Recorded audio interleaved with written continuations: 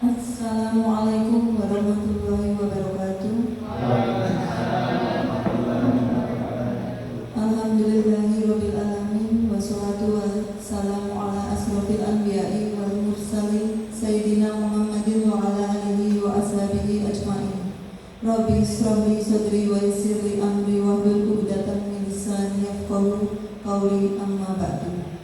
Yang terhormat Kepala SMP Negeri 3 Polanharjo Bapak Anang Sugeng Riyadi SPD, yang kami hormati Bapak Ibu Guru dan karyawan SMP Negeri 3 Polanharjo. Pertama-tama marilah kita panjatkan puji syukur kehadirat Allah Subhanahu wa Ta'ala yang telah melimpahkan rahmat dan hidayahnya sehingga kita dapat berkumpul pada pagi hari ini dalam rangka diseminasi implementasi budaya positif oleh Bapak Jumadi SPD. Tak lupa pula kita haturkan sholawat serta salam kepada junjungan kita Nabi Muhammad SAW yang kita nantikan syafaatnya di yaumul qiyamah nanti. Adapun susunan acara pada kegiatan diseminasi implementasi budaya positif sebagai berikut. Yang pertama pembukaan, yang kedua sambutan kepala sekolah, yang ketiga inti, dan yang keempat penutup. Bapak Ibu hadirin yang berbahagia, marilah kita buka acara diseminasi implementasi budaya positif dengan ucapan basmalah bersama-sama. Bismillahirrahmanirrahim. Acara selanjutnya yaitu sambutan dari Kepala Sekolah SMP Negeri 3 Polanharjo, Ibu Bapak Anang Sugeng Riyadi SPD. Kepada Bapak Anang Sugeng Riyadi SPD, waktu dan tempat kami persilakan.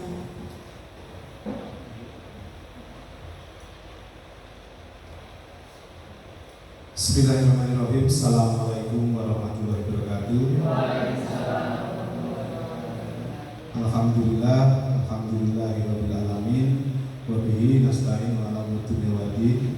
Assalatu wassalamu ala asrofil anbiya'i wal mursalin sayyidina wa maulana Muhammadin wa ala alihi wa sahbihi ajmain. Rabbi shrah li sadri wa yassir li amri wahlul 'uqdatam min lisani yafqahu qawli. Yang kami hormati Bapak Ibu Guru SMP Negeri 3 Polanharjo, yang kami banggakan Bapak Jumadi CGP Angkatan 10 Kabupaten Klaten SMP Negeri 3 Polanharjo.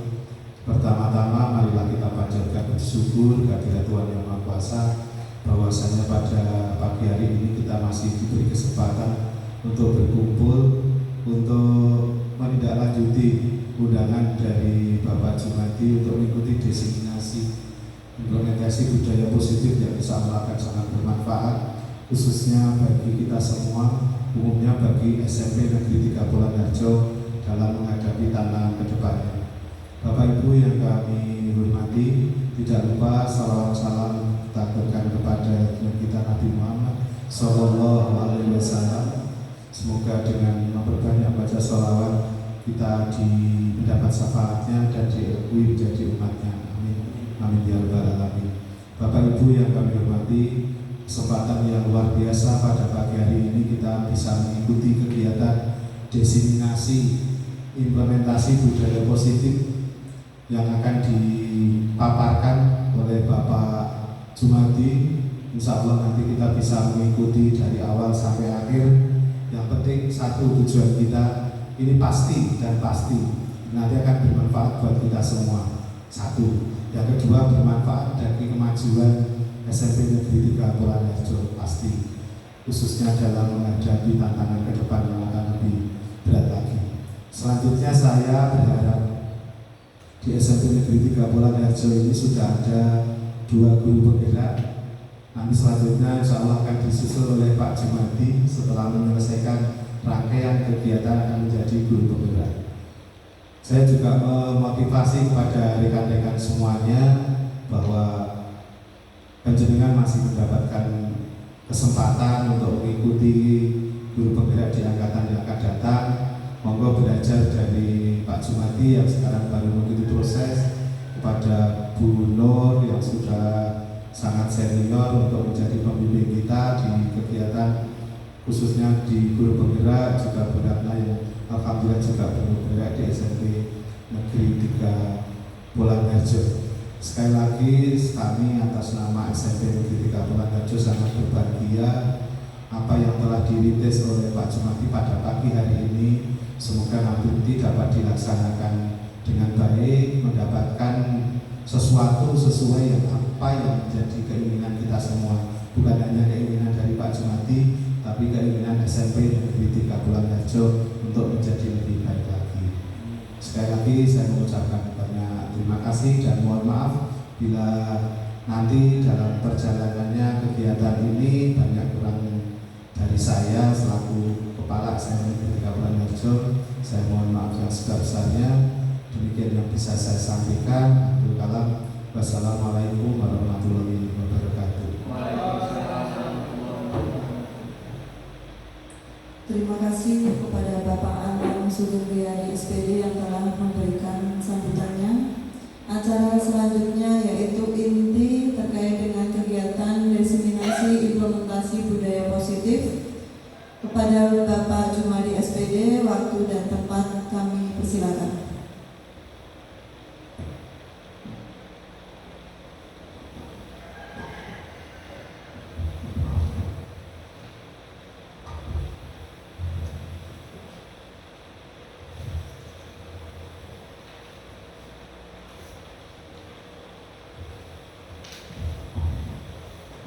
Assalamualaikum warahmatullahi wabarakatuh. Alhamdulillah rabbil. Puji syukur pada Allah Subhanahu wa taala yang mana pada kesempatan siang hari ini kita semua di sini masih dalam keadaan sehat walafiat. Salawat dan salam teriring untuk junjungan kita Nabi besar Nabi Muhammad SAW yang selalu kita tunggu sahabatnya. Bapak Anang Supriyadi selaku Kepala SMP Negeri 3 Bolangharjo yang saya hormati, Bapak Ibu Guru dan karyawan SMP Negeri 3 Bolangharjo yang saya hormati, saya banggakan. Saya mengucapkan terima kasih tiada terhingga yang tulus kepada panjenengan semua, di mana pada kesempatan siang hari ini meluangkan waktu untuk kita sharing bersama-sama. Sekali lagi ini bukan menggurui atau apa, tapi kita sering berbagi praktek baik dari apa yang saya terima ke panjenengan semua. Saya mohon partisipasi dari Bapak Ibu semua terkait dengan implementasi dari budaya positif yang sudah saya dapatkan dari pendidikan guru penggerak kurang lebih selama 3 bulan ini. Begitu nih Bapak Ibu.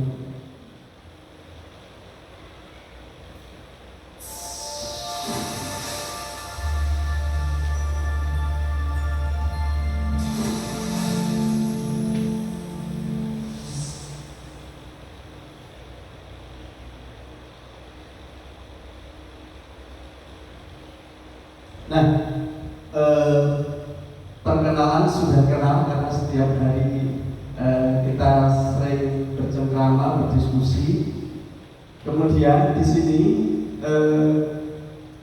budaya positif itu adalah modul dari LS Guru Penggerak di modul 1.4. Nah, tujuan dari diseminasi ini Bapak Ibu, yang pertama adalah guru dapat melakukan praktik budaya positif di kelas. Ini yang kita lakukan karena tugas kita utama adalah mengajar di dalam kelas. Yang kedua adalah memahami konsep dari budaya positif yang di dalamnya terdapat konsep perubahan paradigma stimulus respon, teori kontrol, 3 teori motivasi, motivasi internal dan eksternal, hukuman dan penghargaan, kemudian keyakinan kelas, 5 kebutuhan manusia, 5 posisi kontrol guru, dan segitiga restitusi. Ini materi dari konsep utama budaya positif itu ada 8 Bapak Ibu. Mohon maaf saya matikan kipas yang depan biar gak bergetar ya. Sebentar.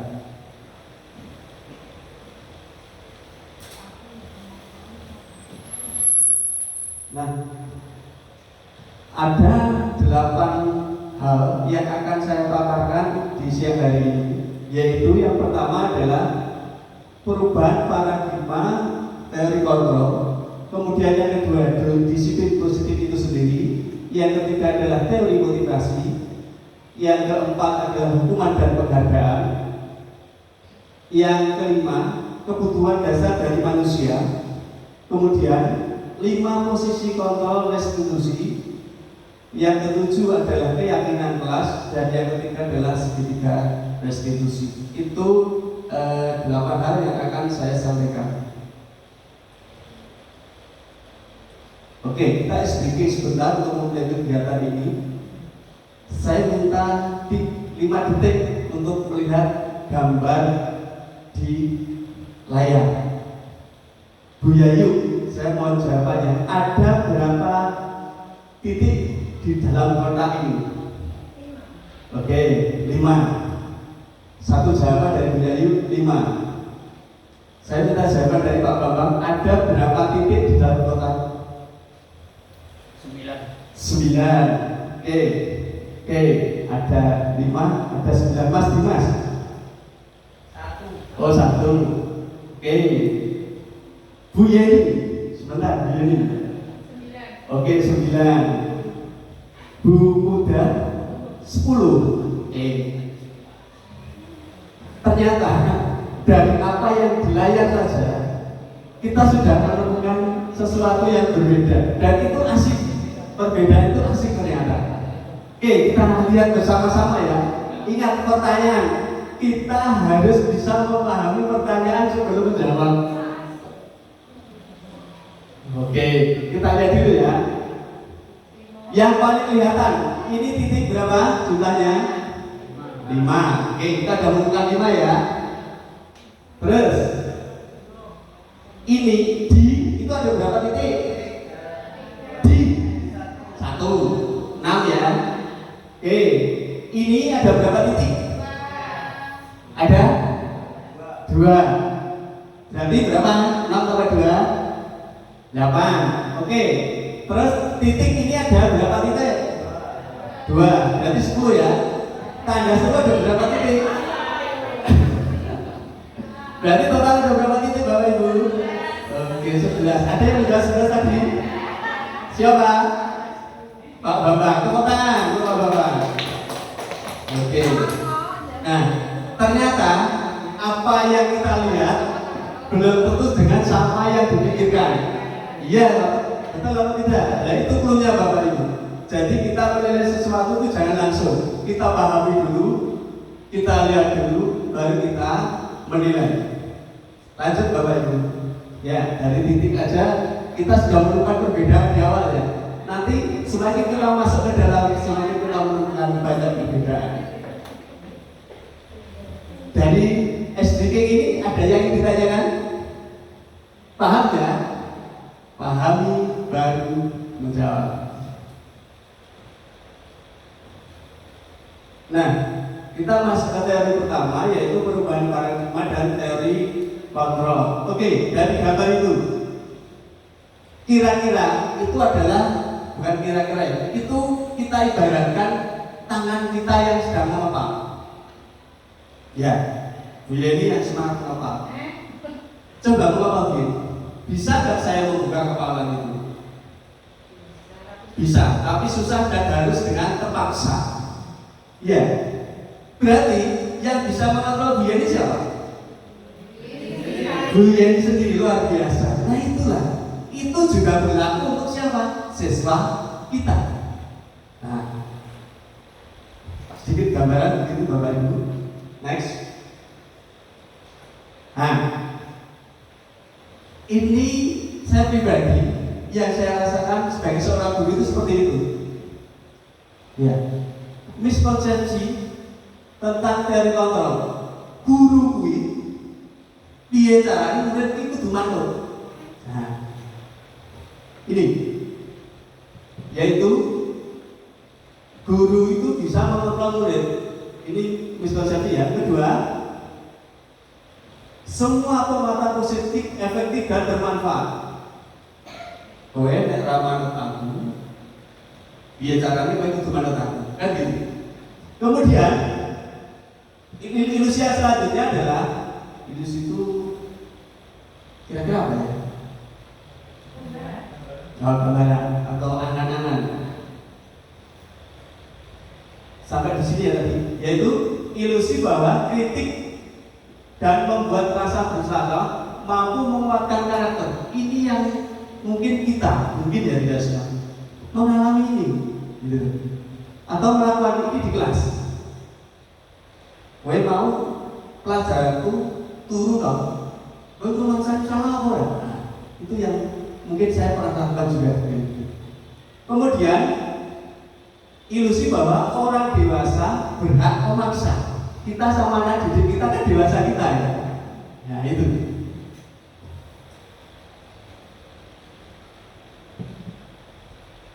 Nah ini seperti yang tadi saya gambarkan dengan Yeni mengepal tadi, yaitu bisakah kita mengontrol orang lain?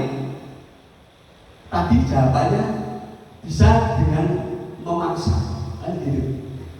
Nah, perubahan paradigma stimulus respon ke teori kontrol adalah ini dengan bahasa yang berbeda.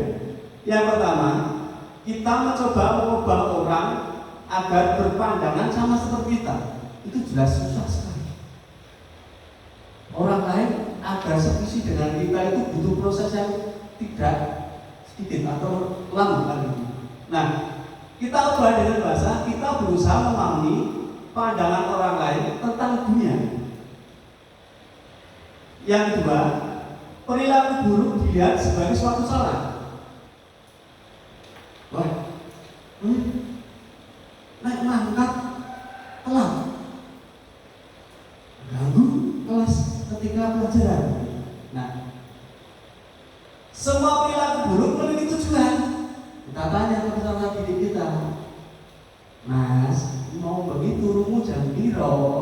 Nah, dengan bahasa yang mungkin lebih halus. Yang ketiga, orang lain bisa mengontrol kita. Ini egois. Berat kan?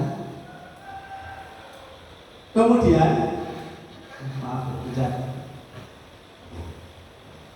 Yang selanjutnya adalah ini, hanya Anda yang bisa mengontrol diri Anda, seperti kepala enam tadi.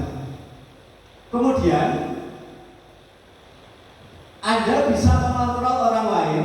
Untuk dari kontrol sesungguhnya Anda tidak bisa. Itu cluenya ini. Kita tidak bisa mengontrol orang lain. Pemaksaan ada pada saat bujukan itu gagal. Nah ini kita berkolaborasi dan berkonsensus menciptakan pilihan-pilihan yang baru. Terakhir, model berpikir menang atau kalah. Ini stimulus responnya. Kalau dari kontranya adalah berpikir menang, menang dan menang. Jadi kita itu tidak menyalahkan, tapi mencari akar masalah untuk penyelesaian. Kita materi yang pertama yaitu, nah ini, apakah itu disiplin? Disiplin itu dari bahasa disiplina yang artinya belajar. Disiplin diri membuat orang menggali potensi menuju sebuah tujuan apa yang dia hargai. Namun dalam budaya kita, makna kata disiplin berubah menjadi suatu tujuan dilakukan kepada seseorang kepada orang lain untuk mencapai kepatuhan. Baik, kalian kalau tidak mengerjakan PR nanti seperti ini. Nah, ini yang sering kita lakukan di kelas. Nah, dari tokoh pendidikan kita di sana selain itu, yaitu di mana ada kemerdekaan, disitulah harus ada disiplin yang kuat. Ini tokoh senior kita yang diajar di Mantoro. Untuk menciptakan murid yang merdeka, syarat utamanya adalah harus disiplin yang kuat. Disiplin yang dimaksud adalah disiplin diri yang memiliki motivasi internal. Internal itu kesadaran dari peserta didik.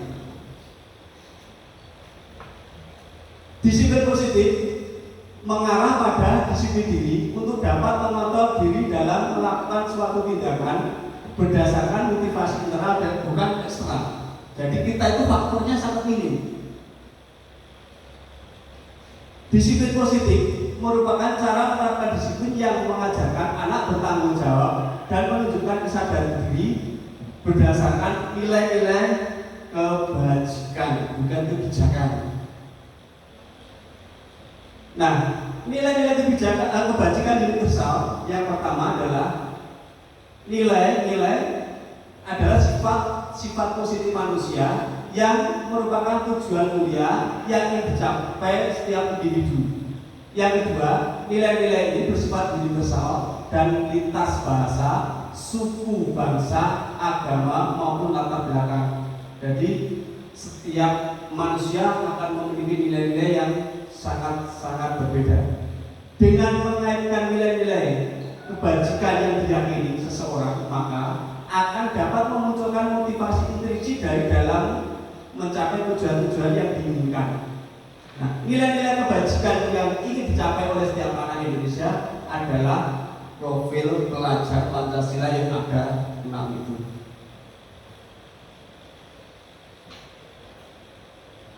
Yang pertama, beriman dan bertakwa kepada Tuhan Yang Maha Esa dan berakhlak mulia, berpendidikan global, gotong royong, mandiri, kreatif dan bernalar kritis.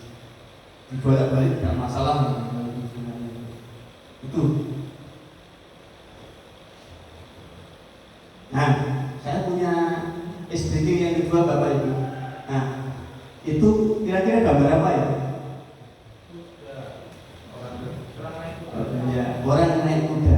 Nah, nanti ini saya hubungkan dengan teori motivasi yang akan saya sampaikan. Saya bagikan dulu. Nanti clue-nya adalah Bapak Ibu berpasangan untuk menyusun. Ini saya bagikan dulu aja.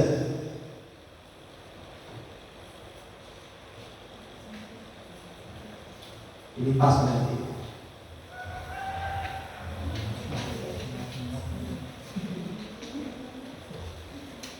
Oh pas, alhamdulillah pas ini. Nah, nanti berpasangan dengan sebelahnya ya. Ini kata pas. Silakan Bapak Ibu guru susun bagaimana dua kuda itu bisa dinaiki dengan gambar yang satu ini. Nah, siapa cepat silakan. Saya ingin tahu nanti siapa yang tercepat. Ya, ya. Bagaimana dua kuda itu? Nah, ini kalau seperti ini tadi sebelah. Kalau seperti ini kan berarti orangnya kembali tidak bisa. Silakan siapa yang paling cepat. Oke, siapa yang paling cepat? Siapa? Sudah? Oke, Bu Cici. Oke. Nah, caranya seperti apa? Kudanya dibalik. Ya. Ada yang belum bisa? Oke.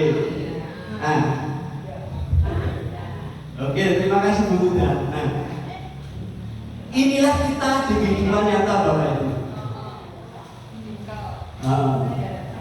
Beratnya sudah selesai? Oke. Nah, itulah kita di kehidupan ini. Apa clue dari ini? Setiap orang pasti akan menghadapi masalah. Iya apa tidak Bapak Ibu? Dan ada yang masalah 1 hari selesai, 2 hari selesai, bahkan setahun tidak selesai. Nah ini seperti ini tadi. Ada yang tadi 5 menit selesai, 5 detik selesai, 10 detik selesai. Ada yang sekarang baru selesai kan gitu. Nah, yang bisa menyelesaikan siapa Bapak Ibu? Diri kita, tetapi kadang butuh masukan dari orang lain. Tapi clue-nya tetap diri kita sendiri. Nah, ini yang akan kita bahas di teori motivasi berikut ini. Terima kasih luar biasa Bapak Ibu. Oke, saya juga punya pertanyaan pematik. Mungkin saya minta tanggapan dari Bu Cici yang pertama. Apakah hukuman bisa mendisiplinkan anak, Bu Cici? Bisa iya, bisa belum, bisa tidak. Oke, bisa iya, bisa belum, bisa tidak. Kita keep dulu jawabannya Bu Cici. Dari Bu Yayu, apakah hukuman bisa mendisiplinkan anak?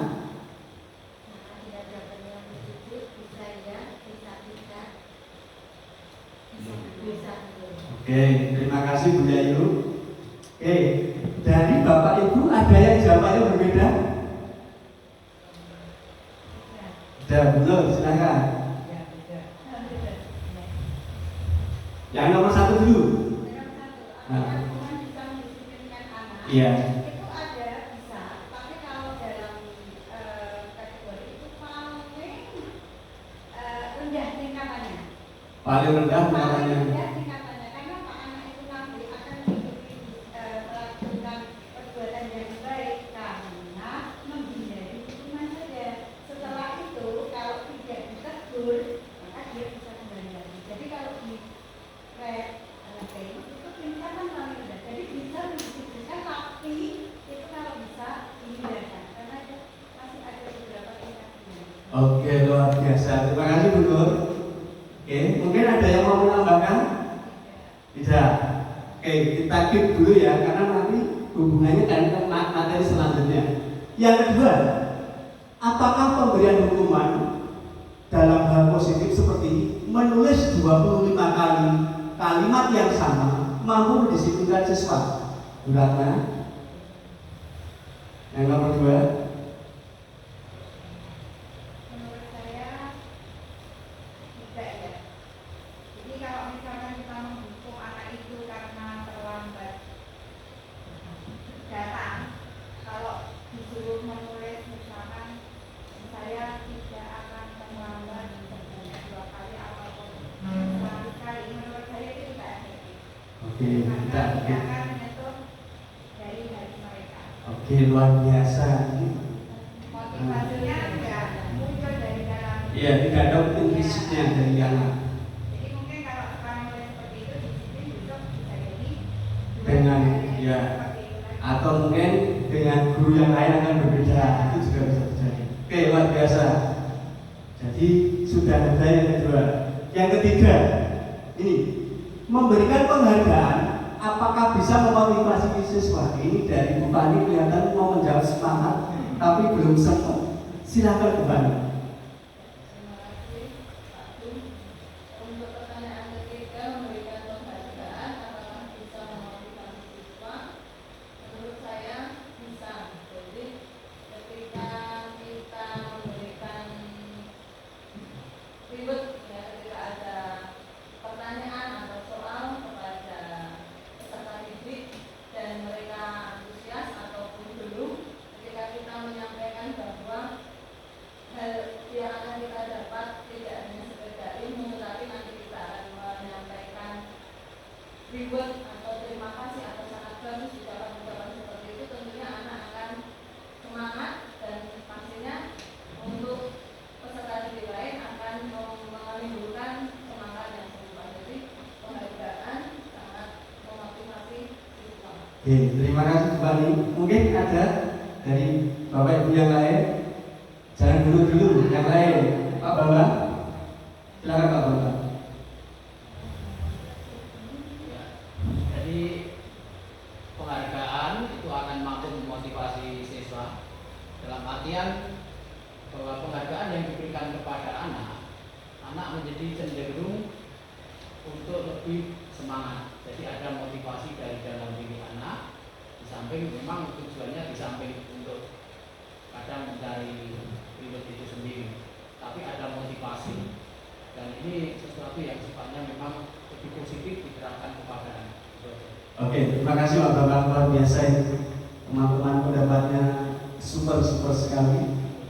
Oke, nah nanti akan kita lihat di slide selanjutnya. Sebenarnya hukuman, penghargaan itu baik tidak untuk menyelesaikan atau membuat anak itu termotivasi. Oke.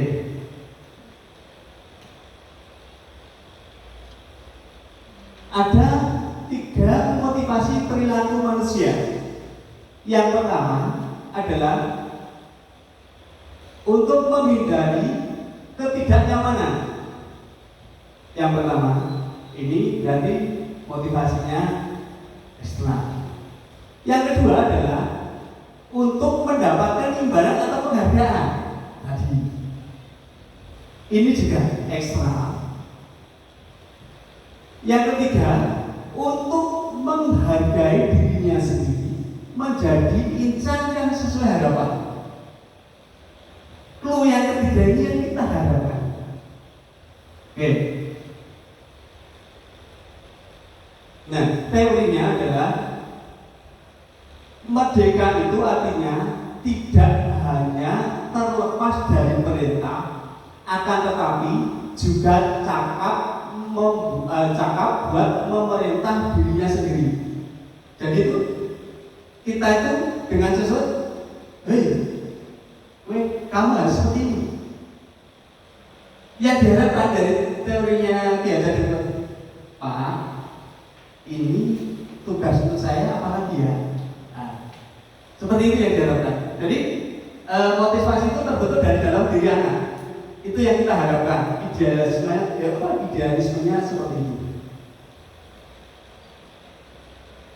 Nah, saya punya 3 contoh motivasi apa yang mendasari tindakan berikut. Ini nanti 3 ini yang dibuka dengan 3 ini ya Bapak Ibu, yaitu ini untuk menghindari ketidaknyamanan atau hukuman, untuk mendapatkan imbalan atau penghargaan, dan untuk menghargai dirinya sendiri. Oke. Farhan datang ke sekolah tepat waktu karena takut dihukum guru jika terlambat. Berarti poin nomor 1. Terima kasih luar biasa. Yang kedua, Farhan datang ke sekolah tepat waktu karena ingin mendapat pujian dan stiker bintang dari guru. Poin 2. Ini 1, 2 berarti eksternal ya Bapak Ibu. Oke. Yang ketiga, Farhan datang ke sekolah tepat waktu karena ingin menjadi orang yang disiplin dan menghargai waktu. Internal. Yang ketiga tadi ya Bapak Ibu. Nah, kita harapkan ini nanti ada pada peserta didik.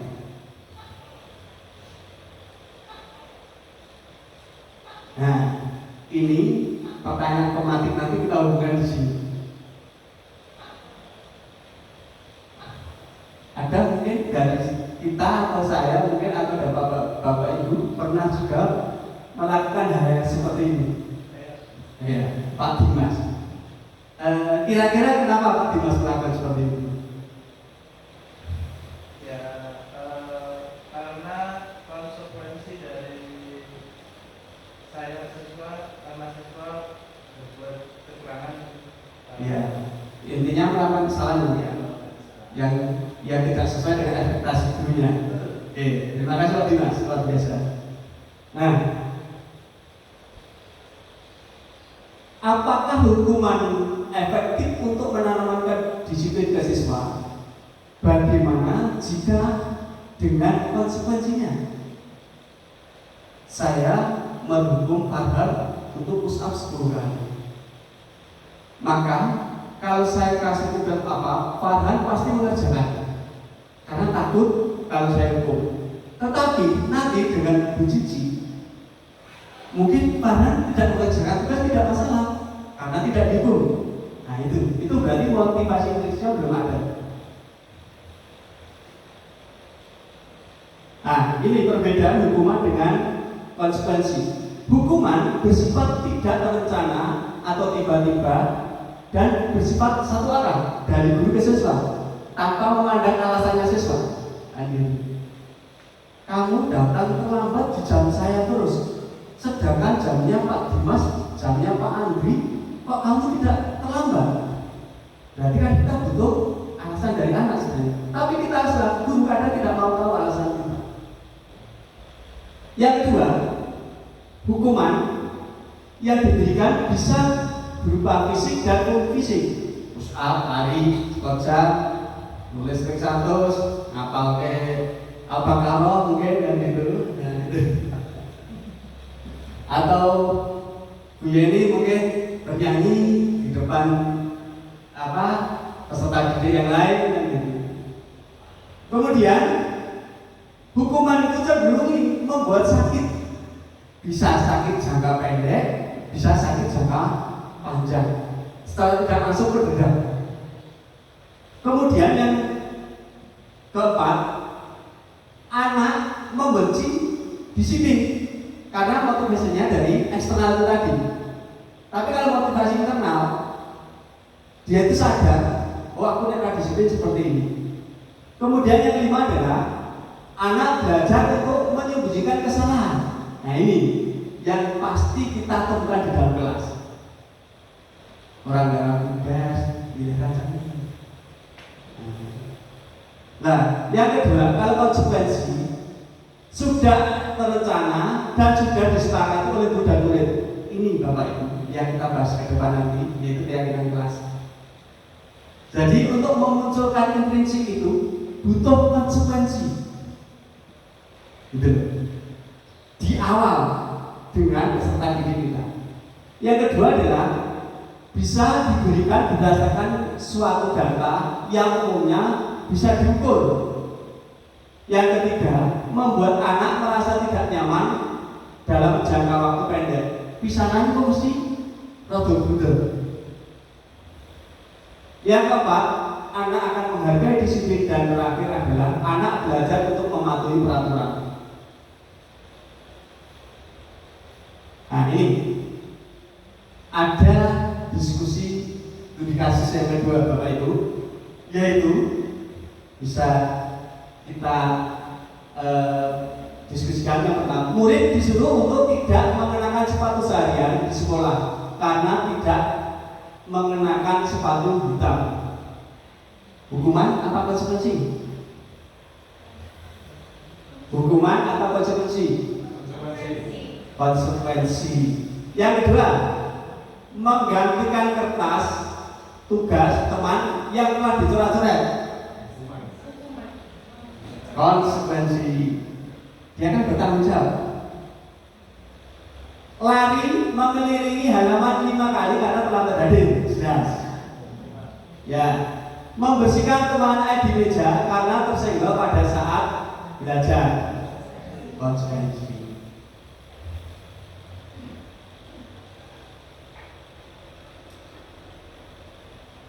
Dihukum oleh penghargaan. Nah, bahasanya lumayan membuat kita berpikir gitu. Bahwa penghargaan berlaku sama dengan hukuman dalam arti meminta untuk membujuk seseorang untuk melakukan sesuatu untuk memenuhi suatu tujuan tertentu dari orang yang meminta atau membujuk. Nah, dorongan eksternal dan akan ada faktor ketergantungan. Ini teorinya Bapak Ibu. Nah, dihukum oleh penghargaan ini akan berpengaruh bisa jangka pendek dan jangka panjang. Kemudian penghargaan menghukum. Nah ini mungkin kalau kita di Jakarta sering menghukum siswa itu memberi penghargaan pada kita, guru data, guru usil kan. Itu kan penghargaan dari sesuatu kita, gitu loh. Kita kan tidak sadar, kadang malah tidak tahu, tapi anak itu pasti akan memberikan reward berupa seperti itu kan gitu. Ya. Terus ini penghargaan itu mengurangi kekuatan, penghargaan tidak efektif, penghargaan merusak hubungan, penghargaan menurunkan kualitas, penghargaan mematikan kreativitas, penghargaan mengurangi motivasi. Ini menjawab pertanyaan dari pemateri awal tadi dari Bu Fani dan Pak Bambang tadi. Kita itu sebenarnya tidak disarankan untuk memberikan hidup kepada peserta didik kita. Sing kuwi wis seneng bangga terus. Padahal dalam tanda kutip mungkin itu hanya di bawah 25% dari kapasitas kelas yang jumlah siswa yang ada di kelas itu. Nanti terus siswa itu akan membandingkan. Nah ini motivasinya bukan intrinsik tapi eksternal. 。 . 。 . 。 . 。 . 。 . 。 . 。 . 。 . 。 。 . 。 。 . 。 。 . 。 。 . 。 。 . 。 。 . 。 。 . 。 。 . 。 。 . 。 。 . 。 。 . 。 。 . 。 . 。 . 「Oke, nah ini kita itu bisa Bapak Ibu guru dan siswa memiliki kebutuhan dasar manusia. Ada 5 kebutuhan pokok. Kalau program PKK kan ada 9, kalau nggak salah saya masih SD. 10 atau 10 kita ya. Nah ini kita ada 5. Yang pertama jelas bertahan hidup, yaitu ini bersifat fisiologis untuk bertahan hidup. Yang kedua adalah kasih sayang dan diterima. Saya itu menyukai sesuatu di lingkungan saya, tapi lingkungan tidak menerima saya. Nah, kan gitu. Bersifat psikologis yaitu hubungan dan koneksi sosial. Yang ketiga adalah penguasaan, pasti berhubungan dengan kekuatan untuk mencapai sesuatu agar dianggap berharga. Kita dihargai oleh orang lain. Pasti setiap orang punya sifat itu. Yang keempat adalah senang. Nah ini seperti apa? Bapak Ibu yang habis mendapatkan gaji 13 tambah senang sekali lagi. Kemudian kebebasan, kebutuhan akan kemandirian dan memiliki pilihan. Nah, 5 sifat itulah yang pasti dari Bapak Ibu miliki, termasuk saya dan anak-anak, karena kita adalah manusia, tidak mungkin tidak. Nah, saya mencontohkan beban diskusi yang selanjutnya, yaitu di antara 5 itu kebutuhan dasar apa?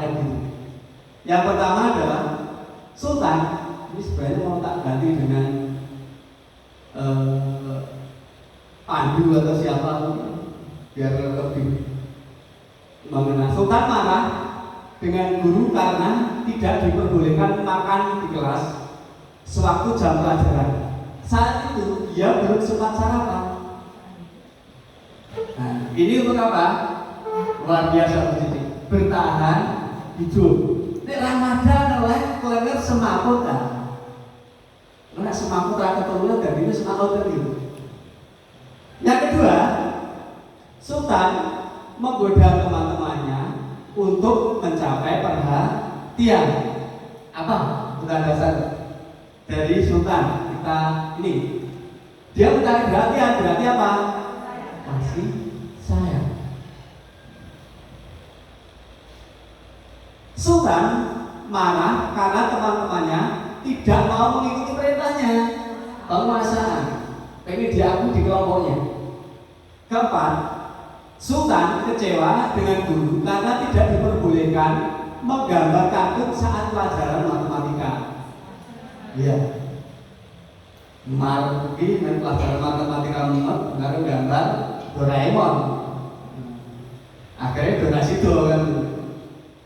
Kemudian yang terakhir, Sultan tidak bersemangat belajar karena bosan dengan guru yang hanya berceramah saja.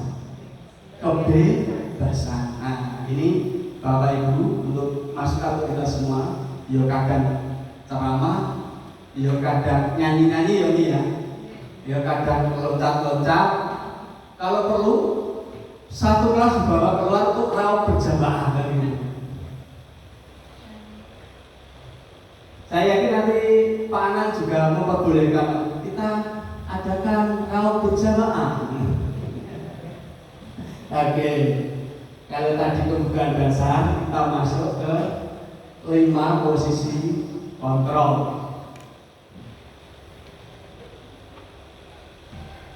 Nah, ada 5 yang itu pasti ada kita sebagai guru, Bapak Ibu. Yang pertama adalah penghukum, memberikan hukuman fisik maupun verbal.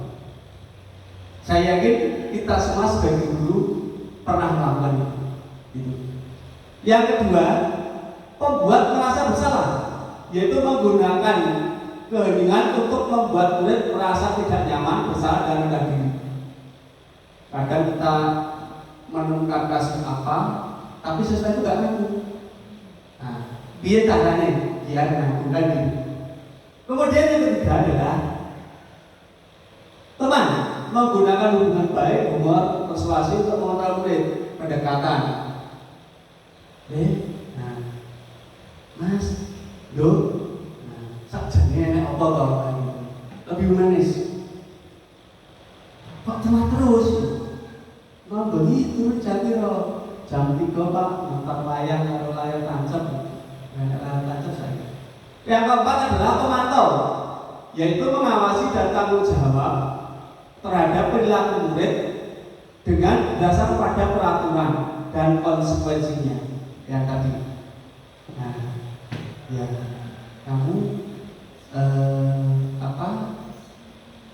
melakukan apa kemarin?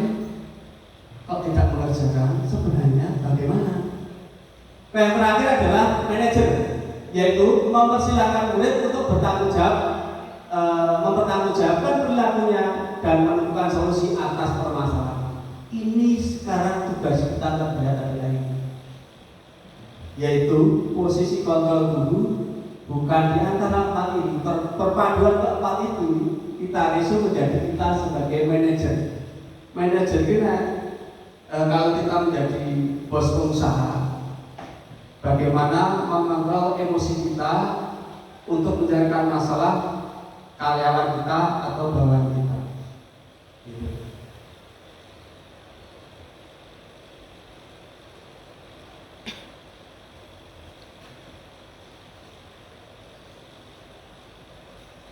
Nah, ini Bapak Ibu contoh dari penghukum, yaitu guru berbuat menghardik, menunjuk-nunjuk, menyakiti, menyindir dengan nada yang tinggi. Guru berkata, kalau kamu tidak melakukan, maka saya akan apa? Hasilnya apa? Ini anak, dia akan memberontak, menyalahkan orang lain, berbohong. Terus akhirnya apa? Muncul dari dalam kalimat anak, biarkan saja, nanti juga akan anak-anak gitu. Nah, ini mungkin sering kita dengar. Pak Jumadi galak banget dan musi lepol gitu. Akibatnya apa? Dia cenderung akan mengurangi lagi. Kemudian yang kedua adalah membuat merasa bersalah.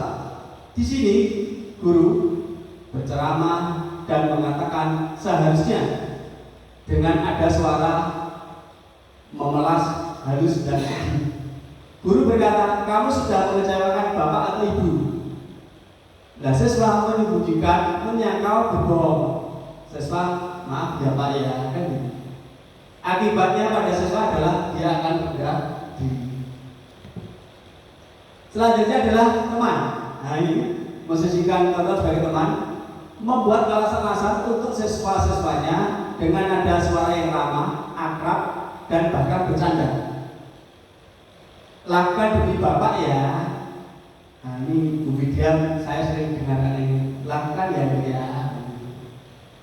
Kemudian hasilnya apa? Ya emang nanti siswa akan tergantung pada kita. Bu, Pak. Siswa berkata, saya pikir bapak atau ibu teman saya, padahal bukan kan? Kita itu sebenarnya bukan teman siswa. Akibatnya pada siswa adalah lemah, dia tidak mandi. Nah, setiap dari kontrol itu ternyata memiliki kelemahan. Pemantau, yaitu menghitung dan mengukur menggunakan nada suara yang datar serta bahasa tubuh yang formal. Guru berkata, apa peraturannya, apa konsekuensinya. Kemudian hasilnya adalah menyesuaikan diri bila diawasi. Ya, naik resep kita melihat meminta anak untuk membersihkan taman. Kalau ada gurunya, ya dibersihkan. Kalau kita pindah haluan, dia tidak akan mengerjakan ini. Nah, ini posisi pemandu. Kemudian berapa banyak bintang yang saya harus peroleh? Nah, ini mungkin kalau anak-anak kita di TK atau SD mungkin ya, gitu. Akibatnya pada siswa apa? Menitik beratkan pada akibat atau mendapatkan hadiah atau ribet itu tadi. ini yang manajer. Guru berbuat mengajukan pertanyaan-pertanyaan dengan suara yang tulus atau nada suara yang tulus. Apa yang kita yakini, apakah kamu memperbaikinya? Kamu ingin menjadi orang yang seperti apa? Hasilnya menguatkan pribadi dari siswa kita, sehingga nanti siswa akan berkata, bagaimana caranya saya bisa memperbaiki keadaan ini, Bapak, Ibu, dan Ibu. Akibat dari siswa adalah mengevaluasi diri, bagaimana cara memperbaiki diri. Ini yang perlu kita tekankan adalah posisi manajer. Monggo Bunda. Terima kasih. Berapa? Terima kasih Bunda. Luar biasa.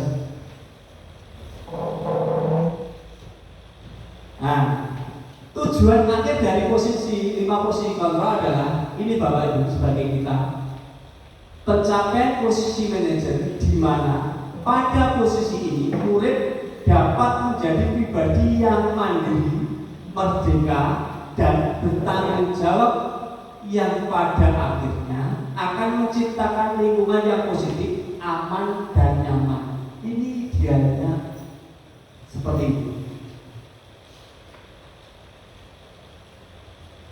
Nah, ini contoh dari pernyataan atau dari kontrol. Mungkin kata-kata dari kita pernah ada yang diantara ini. Terlambat lagi, pasti terlambat lagi. Selalu datang terlambat. Kapan bisa datang tepat lagi? Kira-kira ini apa Bapak? Jadi 1, 2, 3, 4 merasa bersalah atau pemantau. Jadi apa tadi? Pemantau.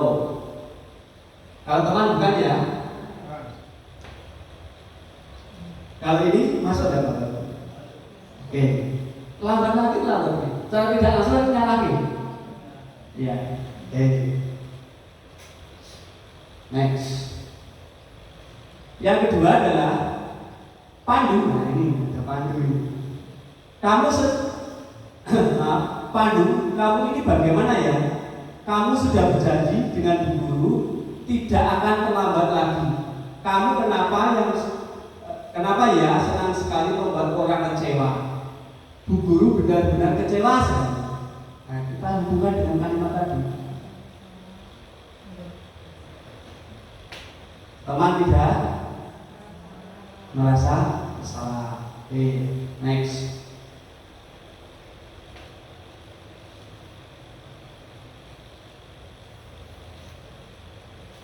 Rahmah, ini ramah anak-anak bukan guru ya.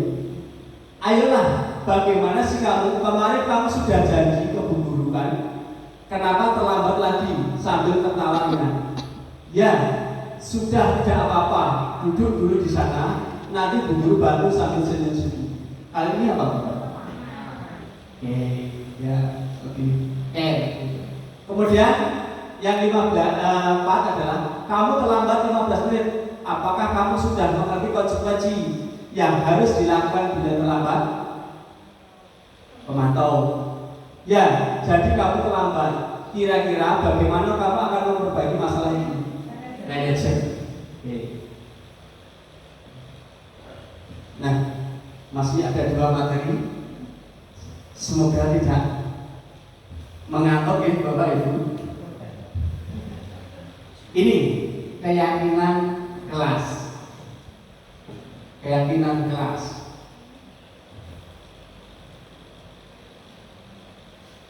Letaknya di sini. Undangannya ini. Keyakinan kelas itu sifatnya abstrak daripada peraturan. Yang kedua, berupa pernyataan-pernyataan universal. Yang ketiga adalah dibuat dalam bentuk positif. Keempat, tidak terlalu banyak, mudah diingat dan dipahami. Yang kelima adalah dapat diterapkan. Yang keenam, semua warga kelas ikut berkontribusi dalam pembuatan keyakinan kelas. Yang ketujuh, ditinjau kembali dari waktu ke waktu.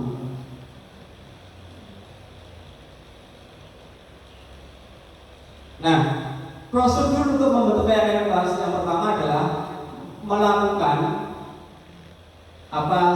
curah atau pendapat dengan siswa tentang hal yang perlu disepakati di kelas. Yang kedua, mencatat semua masukan murid. Yang ketiga, mengajak murid untuk menemukan nilai keyakinan yang dituju. Yang keempat, meninjau ulang keyakinan kelas, menyetujuinya dan menandatanganinya. Yang kelima, meletakkan keyakinan kelas di tempat yang sudah dilihat, yang mudah dilihat oleh seluruh warga kelas. Nah, ini saya sudah membuat video ketika membuat keyakinan kelas. Kita lihat bersama sebentar. Pada kesempatan kali ini, Pak Guru sebelum memulai pelajaran ingin membuat keyakinan kelas. Apa itu keyakinan kelas? Keyakinan kelas adalah benar.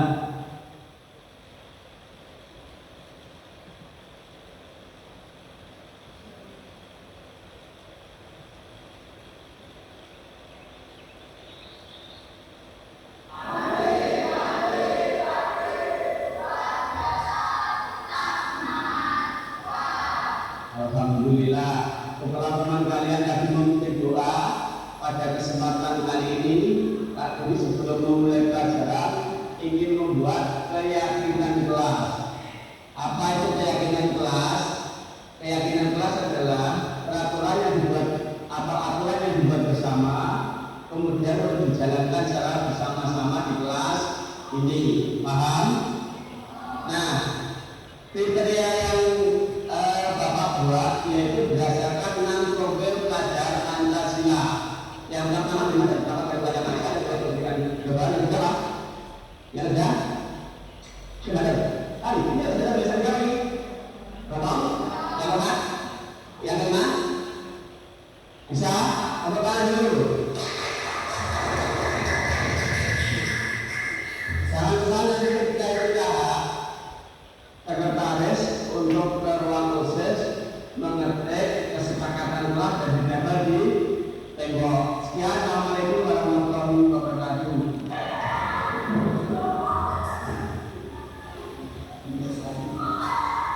Nah, ini adalah hasil keyakinan kelas yang terjadi kesepakatan antara guru dengan peserta didik. Nah, ini sangat penting untuk menimbulkan motivasi intrinsik dari siswa. Gitu loh. Kalau kita sudah ada kesepakatan, itu nanti yang muncul tidak hukuman, tapi adalah konsekuensi.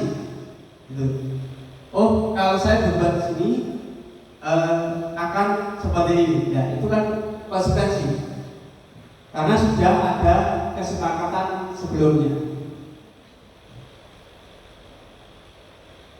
Nah, ini dari berbagai masalah yang kita bahas, ending dari semuanya nanti di segitiga restitusi. Apa itu segitiga restitusi? Nah, kita speaking sebentar Bapak Ibu, biar gak ngantuk, berdiri dulu. Ya, berdiri dulu. Alhamdulillah. Oke. Tepuk pagi nanti 1 kali, tepuk siang 2 kali, tepuk sore 3 kali, tepuk malam tepuk setengah. Kita coba ya Bapak Ibu. Iya, tidak begini. Oke. Kita coba dari awal ya. Tepuk pagi, tepuk siang, tepuk sore, tepuk malam. Oke, nanti saya bilang pagi, malam. Jadi tidak tepuk tapi Bapak Ibu yang tepuk. Bisa? Oke. Pagi, malam.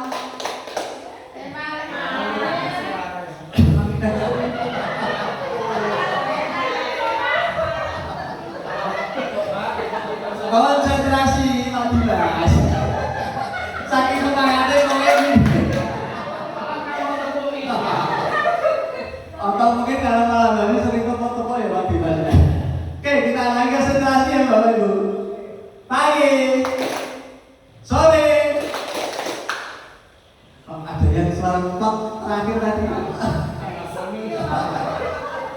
siang, malam, pagi, siang, malam.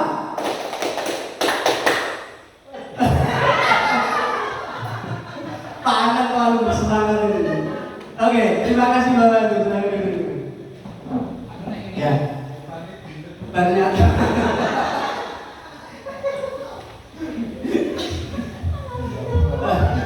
toko malamnya yang toko ya tadi Mas ya. Nah, SBG ini adalah untuk melatih kita berkonsentrasi dalam menerima sebuah instruksi agar tidak salah. Karena sebagai pendidik kita ada hierarki organisasi. Silakan bilang. Kita itu pasti akan menerima dawuh atau perintah dari atasan kita. Nah, agar perintah atau dawuh dari atasan kita itu terlaksana dengan baik, maka kita harus mendengarkan instruksi dari yang memerintah kita. Itu dulunya Bapak Ibu. Oke, itu tepuk-tepuknya sudah lewat. Semoga tidak ngantuk. Nah, kita di materi terakhir yaitu restitusi. Proses menciptakan kondisi bagi murid untuk memperbaiki kesalahan mereka sehingga mereka bisa kembali pada kelompok mereka dengan karakter yang lebih kuat. Jadi murid itu ada masalah. Kemudian murid itu terfasilitasi untuk menyelesaikan masalahnya. Dia nanti kembali ke komunitasnya, merasa bangga. Tergantung nanti masalahnya apa. Kan kadang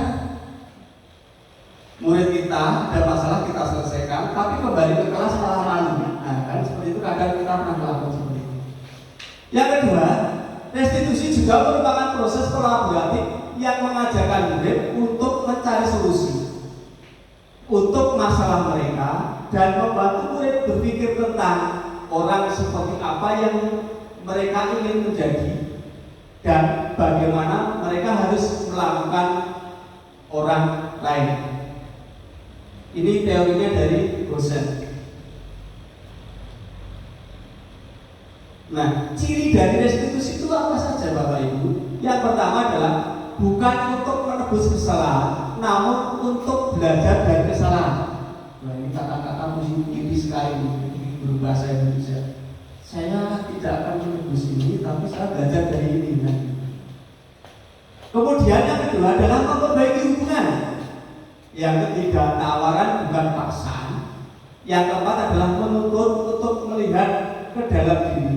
Yang kelima, mencari kebutuhan dasar yang mendasari tindakan. Yang keenam, fokus pada karakter bukan tindakan.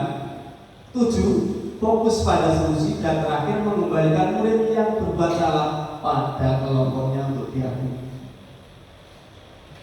Nah, dalam melakukan restitusi ini Bapak Ibu, terdapat tahapan yang disebut dengan segitiga. Segitiga adalah proses dialog yang menjalankan oleh guru agar dapat menghasilkan murid yang mandiri dan bisa bertanggung jawab.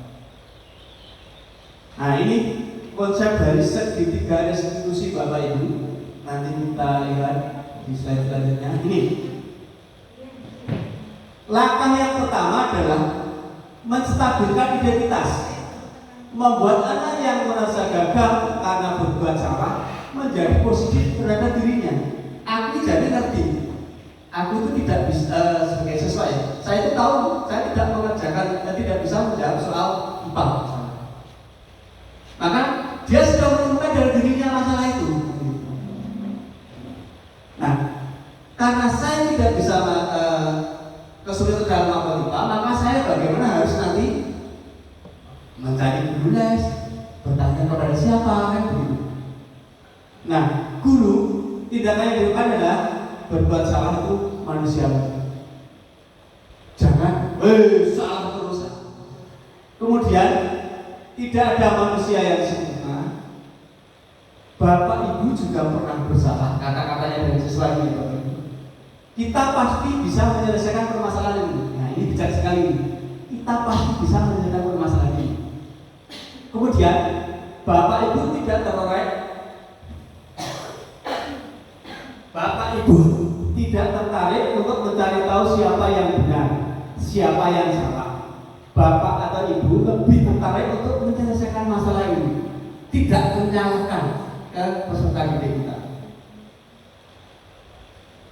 Nah, resiko yang kedua adalah ini, menvalidasi tindakan yang salah. Guru dapat berkata, kamu bisa saja kan melakukan yang lebih buruk, kamu tidak melakukannya kan? Kamu pasti punya alasan mengapa melakukannya.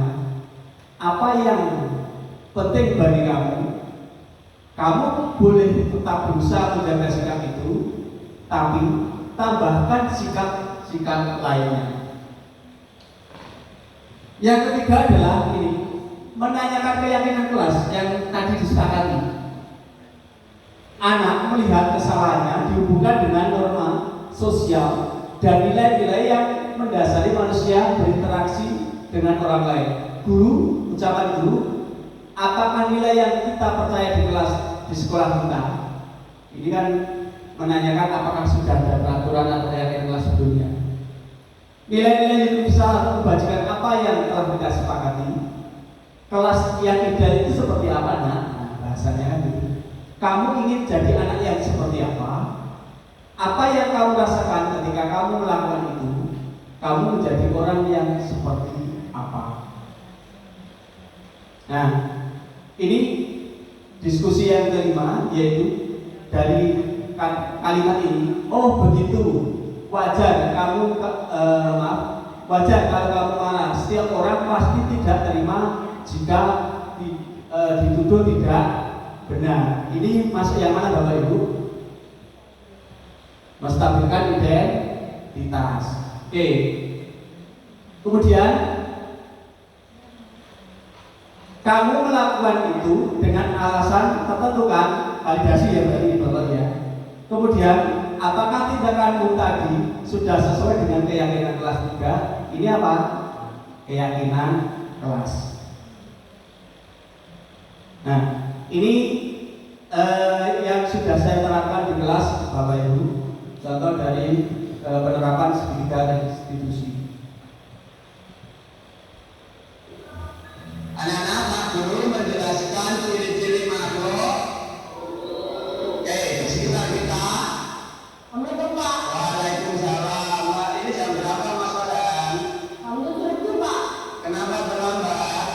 Kamu harus siapkan Pak. Oke, besok jangan terlambat lagi ya. Iya Pak. Oke, silakan kembali duduk ini kursi kamu. Iya Pak. Sekarang Pak.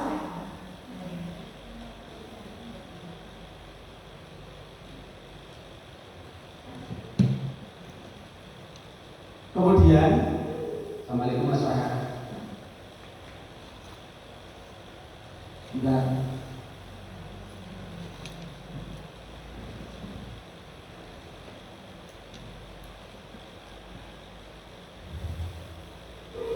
Assalamualaikum Mas Farhan. Waalaikumsalam Pak. Pagi ini sehat. Ya Pak. Oke.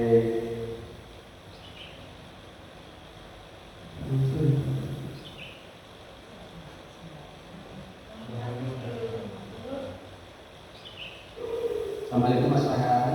Waalaikumsalam Pak. Pagi ini sehat. Ya Pak. Oke.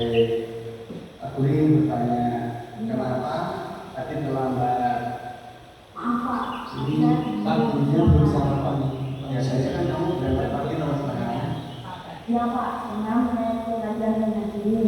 Ujung KPA. Lah sampai jam berapa latihan bela dirinya? Jam 2 dini hari Pak. Wah, malam juga itu. Menurut kamu terlambat masuk sekolah itu kesalahan tidak? Salah. Oke, menurut Mas Farhan, baik tidak kalau mengikuti kegiatan di luar sekolah berakibat kamu terlambat masuk sekolah? Salah. Maaf ya Pak. Kamu seperti itu alasannya apa Mas Farhan? Ya Pak, mereka apa yang saya lakukan tujuannya baik, ini bukan kelas. Mereka membuat saya kelelahan dan kamu aku juga terlambat. Oke Ya Mas Pak. Farhan, ini sekarang coba kamu pikirkan ya Mas Farhan, ketika kamu terlambat masuk sekolah, Kemudian proses kegiatan belajar kamu dan teman-teman kamu menjadi terganggu. Sekarang Bapak ingin bertanya, ketika kamu telah masuk di kelas seperti ini, keyakinan kelas kita, apa yang kamu langgar? Ya Pak, saya paham, saya salah Pak. Tidak Pak. Menurut kamu keyakinan kelas apa yang kamu langgar, Mas Pak? Lalu menghormati anak teman Pak, saya minta maaf Pak. Ya, dengan minta maaf kamu sudah menunjukkan sikap yang baik. Ya betul, menghormati antar teman itu penting. Tidak menurut kamu? Menghargai waktu Pak, dan disiplin. Itu penting tidak Mas Farhan? Penting Pak. Kenapa itu menjadi penting? Penting Pak, karena teman-teman saya di sini. Oke, baik. Menurut kamu keyakinan apa yang kamu terapkan ketika kamu terlambat masuk sekolah? Menghargai waktu Pak, dan disiplin. Iya, bagus. Kamu bersedia tidak memperbaiki ini semua? Bersedia Pak. Menurut kamu apa yang harus diperbaiki Mas Farhan? Saya akan membagi waktu dengan baik Pak. Kemudian bilang berarti untuk pulang lebih awal.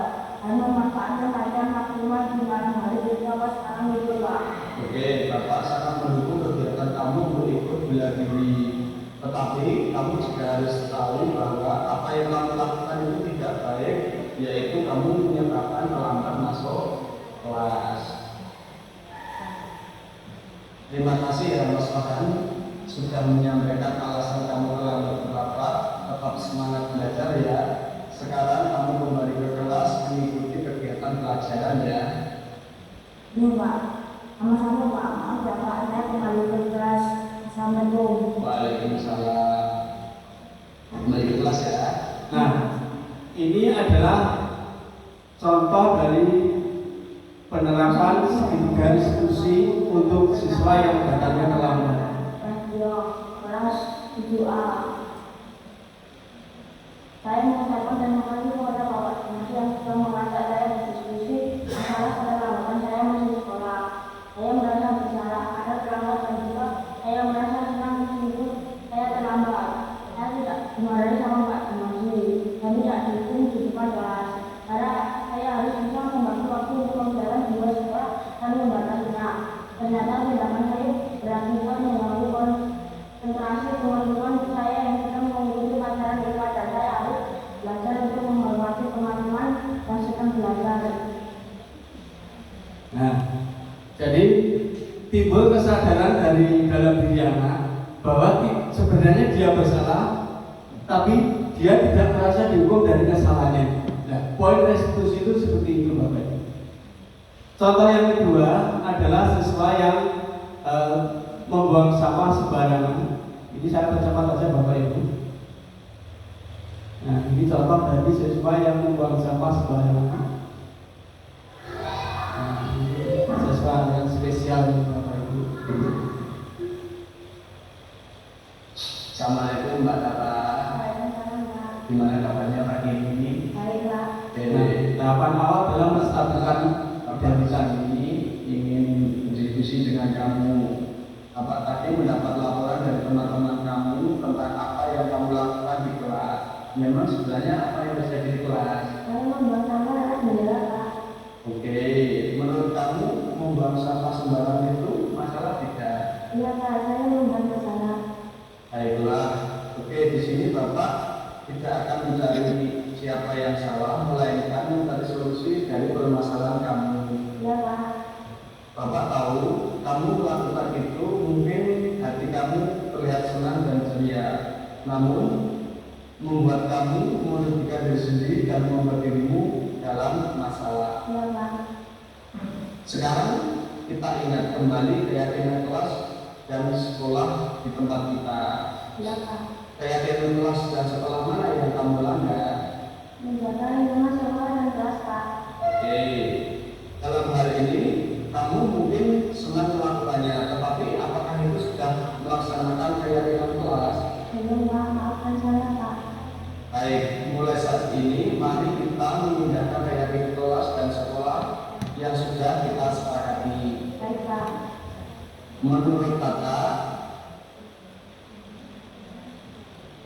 keyakinan kelas dan sekolah apa yang sudah dilanggar?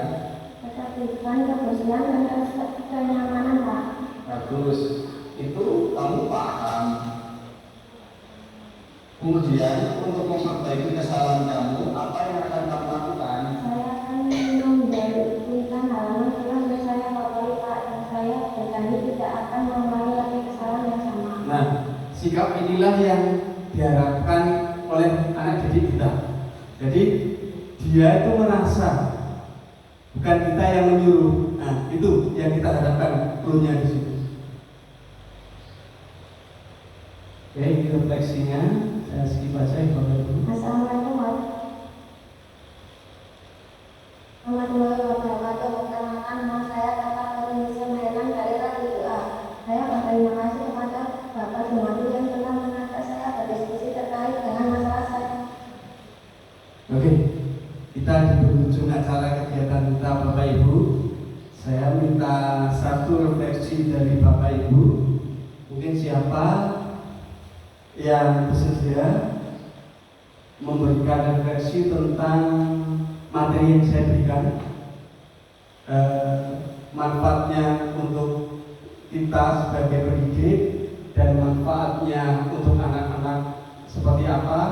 Siapa Bapak Ibu yang kesal atau mau memberikan refleksi? Betul? Betul.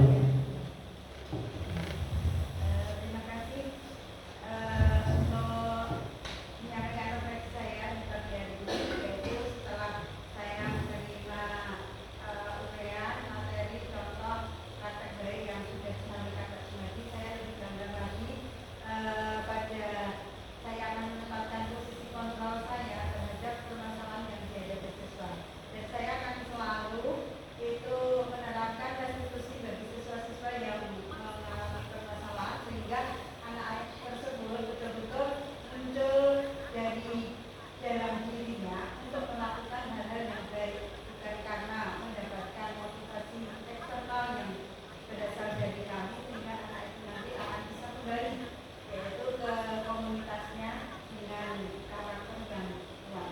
Terima kasih Pak Jun untuk yang hari ini menyampaikan materi yang luar biasa, dan itu sangat membantu saya untuk menjadi seorang guru yang selalu menempatkan posisi kontrol saya sebagai manajer. Luar biasa. Tepuk tangan dulu. Sekali lagi, dalam penyampaian materi ini, apabila ada kekurangannya, sekali lagi sebagai manusia biasa, saya mohon maaf yang sebesar-besarnya kepada Bapak Ibu. Sekali lagi tidak menggurui, tapi kita berbagi praktik baik. Saya ucapkan terima kasih atas waktu yang diberikan dari pihak sekolah, Bapak Anang selaku kepala sekolah, kemudian Bapak Ibu guru yang sudah meluangkan waktu untuk mengikuti diseminasi dari budaya positif ini. Saya mengucapkan terima kasih. Semoga Allah Subhanahu wa taala membalas kebaikan panjenengan semua. Amin. Amin.